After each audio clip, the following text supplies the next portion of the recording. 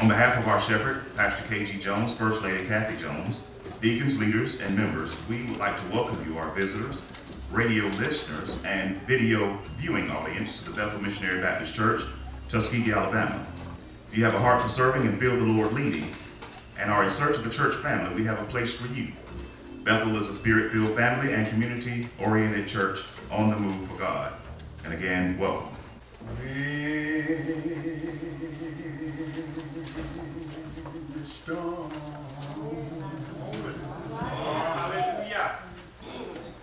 Oh, life a reading. Stand by me. When the storm.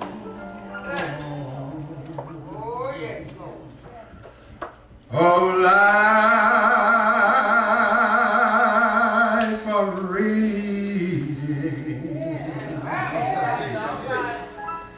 Stand by me.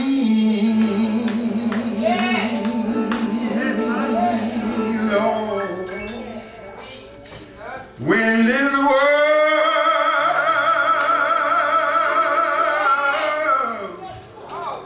tossing me like a ship on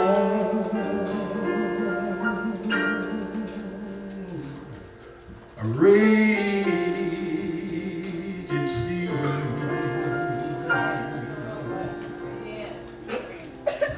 who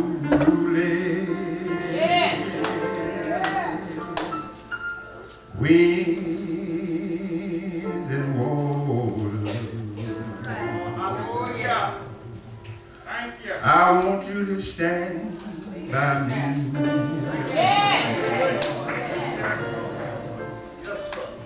In the midst of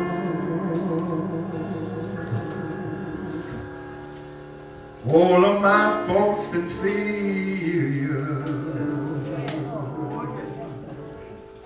Lord, stand by me. In the midst of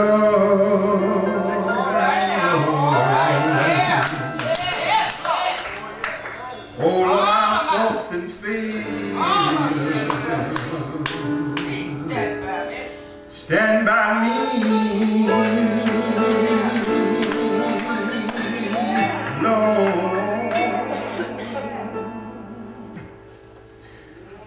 When I've done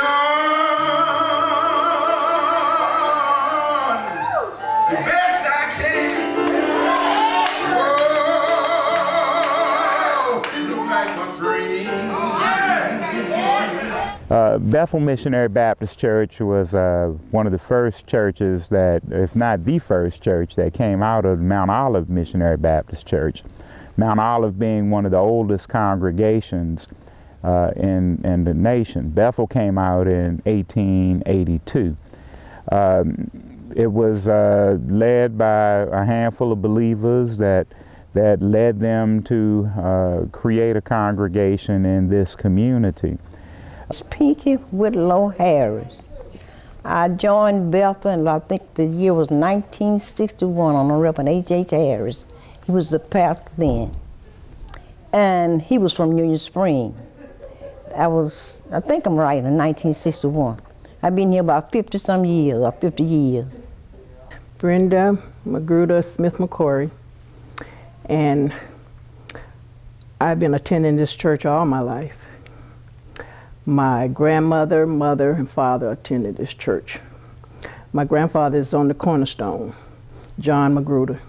John W. Hicks Jr., and of course that W stands for Wilson. And I didn't grow up in Bethel like most of the members here. I'm what they call a transplant. I grew up in Bainbridge, Georgia. I went to school at Tuskegee University, and I left there in '63 and went into the Army. When I got out of the Army, I came back here in '71 and messed around for a while, and then finally joined Bethel. I joined Bethel in 1974. I joined after my wife and my daughter joined. I've been coming in and out of Bethel for the last 64 years. I came here with my mother as a baby.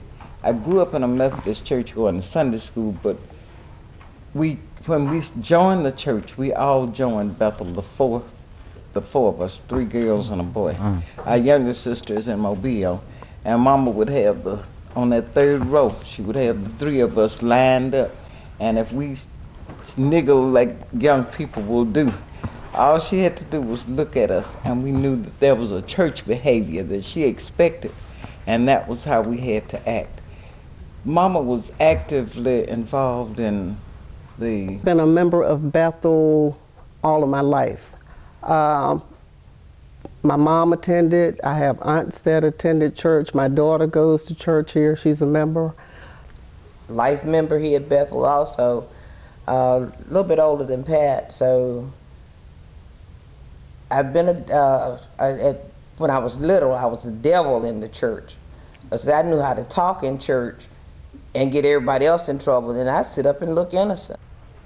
I've been at Bethel Baptist Church for many, many, many years, where I joined after I left my old church, a Pleasant Grove Baptist Church on Notasulga Highway. I came from Pleasant Grove and came over and reunited with Bethel because of the breakup of Pleasant Grove Baptist Church. I had been going to Bethel for years, but my children was a member of Bethel, but I used to go to Bethel because when my church, the service didn't meet till once a month, so I was going to Bethel all the rest of the Sundays. Selena White Cole. I've been a member here for 50 years. I know. Well, they always wanted the White sisters to sing a duet. Yes. And I of course, don't remember that, the duet part. Oh, yes. Oh, okay. And Selena has a beautiful voice, really, and I cannot hold a note. And when they put us on program to do a duet, Selena would just be singing her little heart away, and I would be,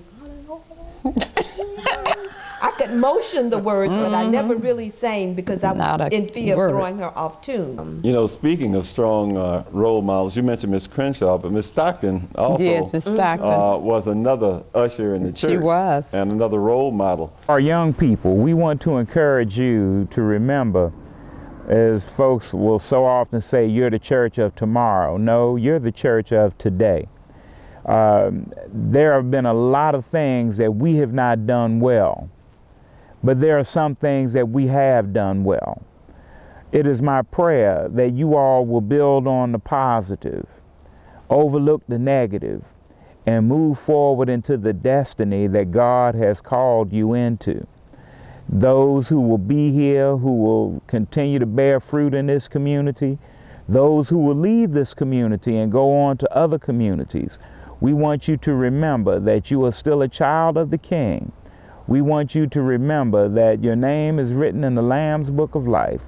We want you to remember and never forget that you have a charge to keep and a God to glorify. And we want you always to remember, wherever you go, whatever you do, that there are some folks at Bethel who are praying for you, who love you, and will continue to keep you before the throne so that you may walk in the destiny that God has ordained for you. God bless each and every one of you.